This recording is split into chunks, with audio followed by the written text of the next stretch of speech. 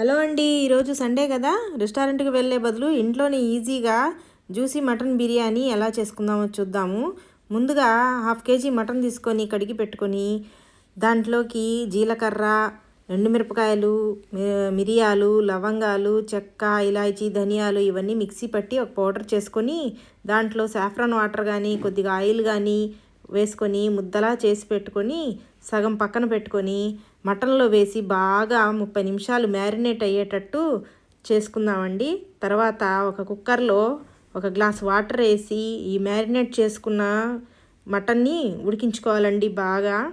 ఇప్పుడు 1/2 కేజీ బాస్మతి రైస్ని తీసుకొని కడిగి పెట్టుకోవాలండి.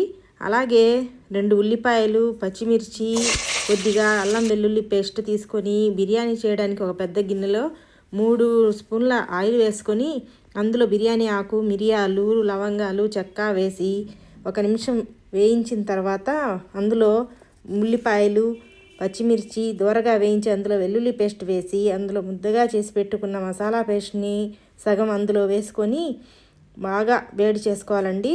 ఈ షేర్వాను కొద్దిగా పక్కన పెట్టుకొని మిగతా మొత్తం అందులో వేసి బియ్యం ఉడికించేందుకు సరిపడా వాటర్ వేసుకొని ఆ నీళ్లు వేడెక్కాక అందులో బియ్యంను వేసి బాగా అన్నంలా ఉడికేటట్టు చివరిగా వేరు చేసిన మటన్ ముక్కల్ని అన్నం పైన వేసి బాగా ఆవిరి వచ్చే వరకు ఉంచితే బిర్యానీ రెడీ.